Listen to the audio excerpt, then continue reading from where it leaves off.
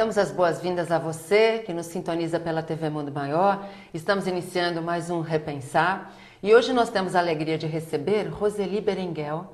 Ela nos traz o livro Cidade Espiritual, Nosso Lar, psicografado pelo espírito Adriano Canela Mendes de Sá. Bom, Roseli, seja muito bem-vinda ao nosso programa. É uma alegria tê-la conosco. Obrigada, igualmente. Bom, eu falei que é um livro psicografado, mas ele é um livro misto, né? Vamos começar por aí, Roseli? Isso. É assim, esse livro realmente foi um presente da espiritualidade. Quem tiver a oportunidade de ler, logo nas primeiras páginas, na introdução, vai entender bem como esse livro veio, como ele chegou a mim. Porque o outro romance eu trabalho com outro espírito, que é o Jerônimo Gonçalves. Jerônimo faz um trabalho para jovens. Sim. Né? Agora, Adriano para mim foi uma surpresa da espiritualidade. Eu passei uns momentos difíceis na minha vida no começo desse ano, depressão de ter perdido um companheirinho muito fiel, né? O meu Toby. E mesmo sendo espírita há 37 anos, eu tive uma certa dificuldade para lidar com a situação. Mas a espiritualidade, ela sempre traz surpresas para a gente, né? Então, a fé, embora no meio dessa dor toda, eu nunca perdi a minha fé. Então, a espiritualidade me veio através do Adriano, trabalhador da governadoria, né, da cidade Nosso Lar. Adriano vem mostrando uma revelação, que são as câmaras de desnicotização. Que é o subtítulo desse Exatamente. livro, né? Então, assim, porque muita gente fala assim, por que o livro se chama Nosso Lar? Na verdade, quem escolheu o nome foi o próprio autor espiritual, foi o Adriano. Sim. Né? Por quê? Porque, assim, o precursor da revelação dessa cidade foi o nosso querido André Luiz, pelo médium Chico Xavier, que isso não é novidade para ninguém. Agora, no livro Nosso Lar nós temos toda a explicação das câmaras, que foram durante 20 anos que a espiritualidade reunida com ministros de várias cidades, durante 10 anos, eles estruturaram todo o processo das câmaras e depois temos 10 anos as câmaras em funcionamento já. Então, lá no livro Nosso Lar, a gente tem as câmaras de retificação, é isso, né? Isso. Ela é um pouco mais limitada, essa explicação, por conta do tempo em que ele trouxe essa informação, é isso? Porque assim, a espiritualidade, quando ela te coloca uma situação, ela já vem mastigando aquilo há algum tempo, entendeu? Então, assim, esses 10 anos que as câmaras estão em funcionamento, eles foram aperfeiçoando todo esse trabalho, né, filtrando muita coisa. Então, assim, é bom que as pessoas entendam que as câmaras, elas não estão dentro da cidade Nosso Lar. Certo. Tá? Elas não estão dentro da cidade. Adriano, que me ditou, ele é trabalhador da governadoria. Ele apenas foi um portador para passar para mim a informação dos ministros. As câmaras, elas são 6. Elas estão dispostas em volta do planeta Terra. Certo. Mais ou menos numa dimensão de uma câmara para cada continente. Por exemplo, no Brasil temos uma, na América do Norte outra, na Europa outra e assim vai, né? Nós temos mais ou menos uma média de uma câmara para cada continente. Certo. Então, todas elas são exatamente iguais, elas são redondas, tudo que existe lá dentro é redondo, a câmara tem uma entrada e a mesma porta de entrada é a mesma porta de saída. Ela é dividida energeticamente pela metade. Entra-se pelo lado direito e tudo ali dentro é redondo e vai até passar pelas... São 6 etapas. Depois que passa pelas 6 etapas, ele sai pela mesma porta que é dividida por um fluido energético. E aí ele sai, assim, para o hospital da espiritualidade. Para dar continuidade ao tratamento. Exatamente. Ele só passa por ali. Isso está escrito no livro, está explicado. Por quê? Na década mais ou menos de 1970 para cá, a quantidade de fumantes aumentou demais e a quantidade de fumantes também por vícios aumentou muito. Então, o desencarnado, por doenças de pulmão, quando chegam num hospital da espiritualidade, ele passa a contaminar aqueles pacientes que estão se regenerando de doenças que vieram da Terra. Doenças não essas causadas por doenças pela nicotina, por maconha, por vários tipos de doenças que atacam o pulmão, certo, em função do vício do cigarro, né? Então, assim, ele precisa dessa desnicotização. Inclusive, foi passado também que até os trabalhadores da Câmara, eles têm também que de vez em quando passar, porque eles se contaminam. Sim. Porque eles estão diretamente lidando com o paciente nicotizado. Então, assim, muita gente chegou para mim e perguntou: poxa, Roseli, mas você é fumante. Como você escreveu um livro desse? Justamente por isso. Porque eu sou espírita há 37 anos, eu tenho uma reforma íntima, eu tenho uma conduta espírita muito severa, eu trabalho em prol realmente do meu próximo. Tudo que é direito autoral que eu recebo, eu reverto em cobertor. Agora nós estamos abrindo uma associação para atender também moradores de rua. E aí a Roseli fuma, né? Entendeu? Então, assim, a espiritualidade falou: pera, Roseli, você está errando, né? Então, talvez, se eles dessem essa revelação para uma pessoa não fumante, ele não teria tanta, como se fala? Tanta valia, né? Então, eu tive que ficar, na verdade, eu tive que parar de fumar. Eu cheguei a parar 20 dias. E, infelizmente, eu ainda não consegui parar totalmente. Mas eu tenho que parar, porque logo para o começo do ano, no primeiro semestre, Adriano já vai estar preparando outra obra. Muito bom. Entendeu? Muito bom. Nós vamos a um breve intervalo e a gente volta falando desse assunto que é um assunto novo para todos nós.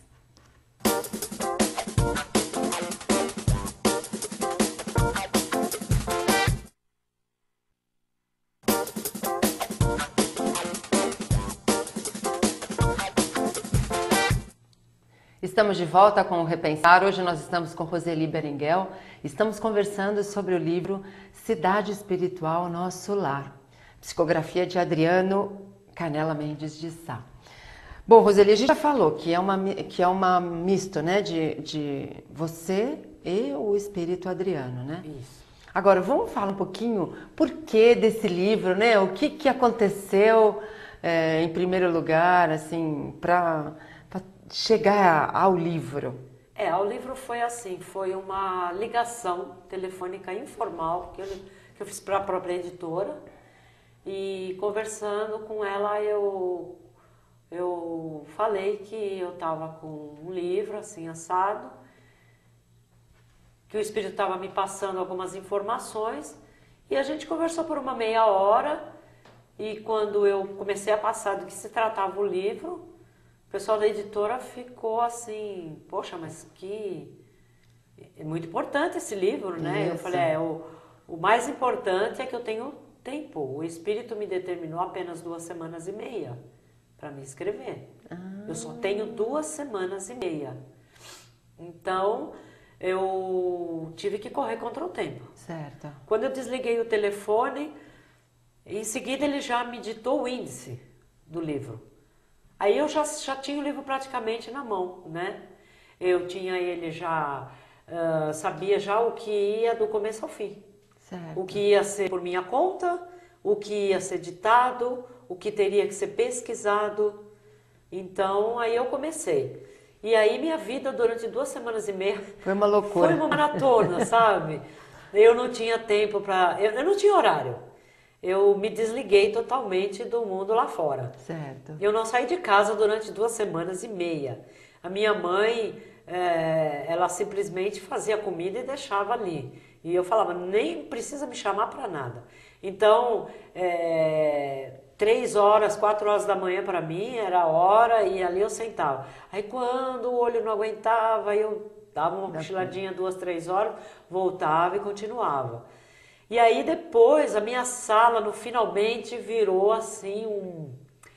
Ai, nem sei como explicar, sabe? Era papel colado assim com durex, era um monte de folhas de bibliografia. E eu comecei a juntar aquele quebra-cabeça todo. Aí que o livro começou a nascer. Porque o livro ficou pronto, mas ele tinha que casar, né? Sim. E aí eu casei ele todinho, aí começou. Aí realmente eu consegui, no último dia, passar para a editora. Certo. E essa história, e a história do seu pai fazia parte desse índice do espírito? Então, a história do meu pai, ele veio bem a calhar nessa parte do início, porque assim, meu pai, quando encarnado, ele era católico apenas, né? Mas ele sempre respeitou a minha religião. Certo. Então, ele me fazia muitas perguntas, ele era um curioso no assunto, mas ele nunca gostou de ler. Meu pai não gostava de ler. Só que meu pai tinha um sonho, que ele chamava o sonho das casinhas, né? Fabuloso essa história, Não, né? é bárbaro. Então, ele chegava para mim e falava, ô minha filha, eu tive de novo o sonho das casinhas. E ele sempre se referia assim, o sonho das casinhas. Tanto é que no livro tá várias vezes repetido entre parênteses, o sonho das casinhas. É. Então ele me contava. Então cada vez que ele contava, eu chamava minha mãe e falava, mãe, o pai tem uma casa em nosso lar. Mas como? Aí eu explicava. Então eu fui dando corda, porque eu achei assim, se eu jogar a informação, eu vou comprometer a informação dele. Exato. Né? É. Então, deixa ele ir sonhando. Você tinha que tirar a maior quantidade de informações, exato. né? Porque tudo que ele vinha me contar, eu já sabia, né? Mas eu tinha que, sabe, falar, deixa ver mesmo se ele tá, né? Porque como ele era um homem que ele não lia, naquela época não tinha internet, não tinha fonte de pesquisa, então o que vinha dele era lucro. Até porque você tinha que também ter argumentos sólidos para falar para ele o que estava acontecendo, né? Aí quando faltava acho que uns 3 anos mais ou menos antes dele desencarnar, aí um dia ele me ligou e ele falou, você vai vir em casa? Eu falei, eu vou. Ele falou, eu tinha o sonho das casinhas de novo. Eu falei, tá bom. Passei a mão no livro do Chico, na Cidade no Além, e levei comigo. Mas aí eu escutei de novo ele contar do sonho. Sim. Aí ele contou e ele contava, sabe, tinha muito detalhe. Se eu fosse colocar, eu acho que dava um livro inteiro só do sonho das casinhas, né? Então eu tentei fazer um resumão de toda a história dele. Então quando terminou esse dia, eu peguei o livro e mostrei. Falei, olha pai, o teu sonho das casinhas é verdadeiro demais. Eu peguei e abri o desenho que a Iegorina Cunha fez, né? Ditado pelo Lúcio. Quando ele viu, ele ficou louco. Nossa, não acredito! Mas... Aí ele chamou minha mãe, nega, tudo que eu sonhei é verdade. Olha aqui. Aí quando ele viu o aerobus, então, nossa, ele ficou maluco. Deve ser o que é isso aqui? Falei, o aerobus, pai. Mas espera, é muito complicado esse nome. O que é isso aqui? Falei, pai, esse é o trem. É um tipo de um ônibus espacial, onde que se anda lá nas cidades espirituais, principalmente em nosso lar. Nossa, mas é nesse negócio aqui que eu ando. Aí ele começou a falar, entendeu? E contando 1000 detalhes. E, nossa, aí pronto. Só que no último sonho eu tive a certeza de que seria o último. E aí eu conto, né? Aí eu vou deixar, deixa pra eles, deixar a surpresa no livro. É fabuloso, né? O último sonho dele, gente, é bom de ler o livro. É, muito bom. Então, e o que é interessante no seu livro é que você, ela é meio não é uma biografia, né? Não é, como que a gente poderia definir? É uma fonte de pesquisa. Fonte de pesquisa, Isso. né? Onde eu junto vários temas isso. de vários livros e abordo muitos assuntos, onde você pode encontrar, né? Porque você fala tudo num livro só. Você fala de desencarnar. Exatamente. Né? E agora? O que eu faço agora? Agora? É muito morri, interessante. agora, Isso, né? E agora, para onde eu vou? Isso. Então, as várias situações que você pode vivenciar. Eutanásia. Né? Isso. Você fala, animais. Você fala de algumas biografias, né? Alguém... Chico. Personalidades, né? Isso, desse Chico, mundo. Kardec. André Luiz, né? André Luiz. Os nomes das cidades espirituais, que é uma curiosidade que muitos leitores têm. E é difícil você encontrar isso. Sim. Você encontra na internet, mas nem todo mundo tem acesso à internet. Verdade. Aquele autor mais idoso, né? Aquele espírita mais cético que já passou, já é um sexagenário, muitas vezes ele não sabe nem lidar com o computador, nem sabe como pesquisar. Isso mesmo. Então, por isso eu fiz questão de estar enfocando isso, né? Tá certo. Nós vamos a um breve intervalo e já voltamos ainda com esse livro.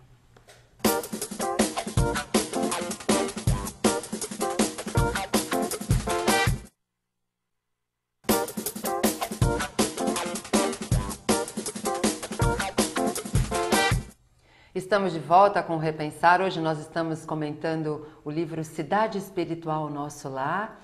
E quem está aqui conosco para falar sobre ele é Roseli Berenguel. Bom, Roseli, a gente já falou basicamente o que tem o livro, né? Os temas. Agora cada um que vai buscar o seu interesse, enfim, né? A gente pode lê-lo.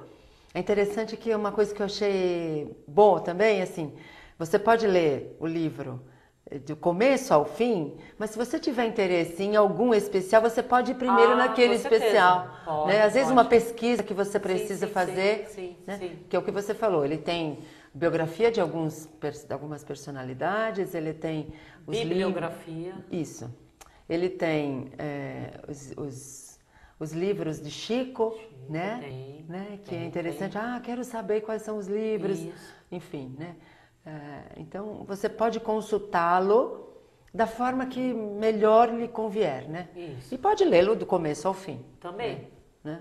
Para saber tudo o que ele contém naquela ordem que ele está determinado, né? Agora, vamos falar um pouquinho, né, do que tem nesse livro, até para a gente deixar o nosso telespectador aí com água na boca. Tá. Tem um caso, né? Não tem um caso interessante? Tem um caso interessante. Então, assim, eu vou contar para o pessoal. De uns anos para cá, cada vez que eu vou a um velório, eu enxergo, eu vejo tudo que está se passando durante o desenlace, né? Esse processo, né? O processo do desenlace. Aí, antes de você comentar, né? Isso não incomoda, Roseli? Porque eu fico pensando que um médium, por exemplo, um médium que tem a psicografia, que tem a psicofonia, mas que não vê nada, então ele escreve, no dia a dia dele é um dia comum, enfim. Mas para quem vê, você vê o processo acontecendo, sim, é isso? Eu vejo. Isso não incomoda você? Porque no a gente começo, sim. Não vê só coisa boa, né? Ah, não, a gente não vê só coisa boa. A gente vê também o sofrimento, enfim. Com certeza. Né? No começo da mediunidade, eu não via. Eu via uma coisa ou outra tal, mas depois você passa a se familiarizar com o mundo do lado de lá. Sim. Então ele passa a ser uma coisa normal no teu dia a dia. Você aguça a sua sensibilidade, é isso? Nesse trabalho? É um exercício de aguçar a sua percepção ou não? Isso é uma coisa natural que vai acontecendo? Não, ela vai acontecendo natural. A mudança da mediunidade, inclusive, ela muda, ela evolui. Certo. A mediunidade ela evolui a todo dia. E às vezes uma pessoa ou outra chega e fala assim, nossa, mas não sei o que, faz pergunta, né? Acha que... Eu até costumo brincar, eu falo, poxa vida, pessoal, vocês pensam que eu tenho o número do telefone do céu? Eu não tenho, né? O dia que eu tiver, pode deixar que eu passe e-mail para todo mundo. Ele vem de lá para cá, não é daqui para lá. Exatamente, né? a gente leva como muita seriedade a lição que o Chico deixou, né? O telefone só toca do lado, de lá para cá e não daqui para lá. Certo. Então eu não trabalho com evocação de espírito. Certo. Não trabalho mesmo. Se alguém chegar para mim e falar, ai, meu pai morreu, minha mãe, meu tio, sinto muito. Se tiver que acontecer, vai acontecer naturalmente. Entendeu? Eu não evoco, porque Jesus disse, deixai os mortos enterrar seus mortos. O que ele quis dizer com isso?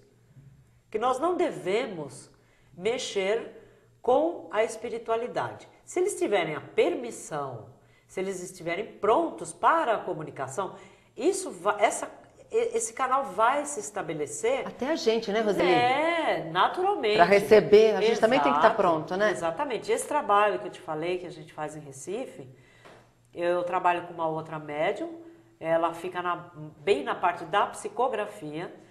Eu faço pouca psicografia, eu trabalho mais com a psicofonia. O desencarnado vem do meu lado, vai falando e eu falo para a pessoa, né? Então, mas eu fugi um pouquinho do assunto. O assunto era que eu vejo as situações durante um velório. Isso então, mesmo. Muito bem. O que acontece? Não são todos os velórios também que eu vejo. Quando eu estou muito envolvida emocionalmente, às vezes eu não vejo nada. Certo. Porque você breca a comunicação com a espiritualidade, entendeu? Quando você está emocionalmente envolvida com a situação, você breca. Então, mas quando isso não acontece, eu vejo. E foi o que aconteceu. Eu citei no livro o caso mais recente, né? Porque também se eu fosse estar citando todos os trabalhos de desencarne que eu já vi em velórios até hoje, dá um livro, gente. Dá um livro, é cada um. E então eu citei o caso dessa senhora que foi uma coisa maravilhosa. A espiritualidade foi assim um trabalho lindíssimo.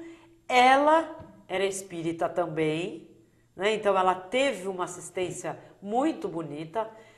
Ela entendeu todo o trabalho da espiritualidade e nós tivemos 2 horas depois. Eu dei um telefonema para a nora dela, aí a nora dela me confirmou alguns detalhes que daí vocês leem o livro, né, para saber. É interessante, assim, a gente está chegando ao final, mas eu achei interessante assim, de saber essa história, porque a gente tem aprendido que como se conduzir, como se comportar no velório, né?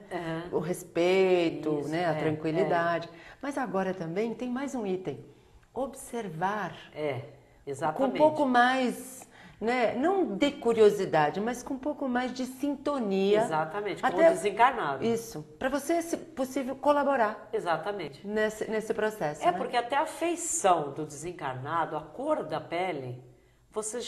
quem tem um pouquinho de sensibilidade, você já consegue entender como está o espírito dele naquele momento. Muito bom. Se ele está bem, se ele não está, se ele está passando, porque se é um desencarne bonito, que a gente diz bonito, porque ele está sendo recolhido e ele vai para as cidades espirituais, é uma coisa. Agora, se você está num velório de um suicida, você sabe que ele vai para o vale. Isso mesmo. Você entendeu? Então, é um suicida diferente, é uma outra feição que você tem ali. Verdade. É uma feição de dor, de sofrimento. Né? Então, vamos ler o livro para a gente poder saber como agir adequadamente nessas situações, né? Bom, Roseli, a gente chegou ao final, olha, acabou, que pena, acabou. Que pena. Que pena. Que pena. Mas o último capítulo do livro é a grande surpresa. Isso mesmo, eu acho que tem que ficar... É a grande alegria. Isso mesmo. É a grande alegria. A gente agradece muito a sua participação. Eu agradeço mesmo a oportunidade de estar aqui contando um pouquinho do meu trabalho, né, da espiritualidade, que na verdade, assim... Eu só sou um mero instrumento na mão deles, né? Muito bom. E a gente tem que ter a responsabilidade de tocar para frente, né? Muito bom, muito obrigada.